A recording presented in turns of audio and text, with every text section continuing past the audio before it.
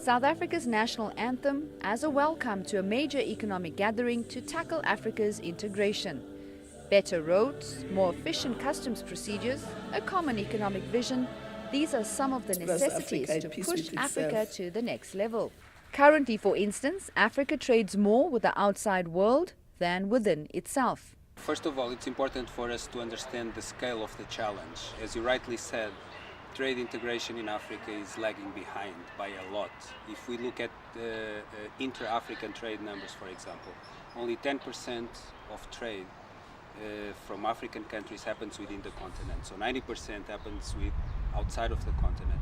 This compares with a number of 50% for Asia, of inter-Asian African trade, and about 70% for Europe. So there's a huge, huge challenge. The objective of this conference is exactly to try to address the question you're posing, to try to understand why are we lagging so much, why are we falling so much behind when it comes to integration. And there are a number of aspects that we're going to explore during the conference. The president of the African Development Bank, a co-sponsor of the conference, issued a clear warning that economic growth now is simply not good enough.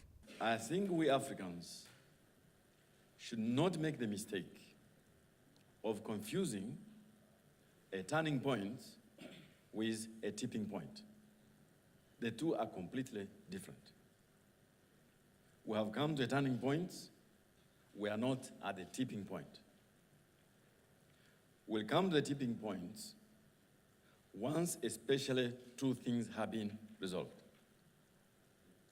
There's no way this continent can sustain 7% growth until we resolve the issues around infrastructure. Infrastructure development was the common theme that emerged at the conference, as it's considered as vital to link sectors, to link countries, to create value chains that can compete globally. There is some signs of progress. For example, if you think about the new road that's linking the East African countries, that's very good progress.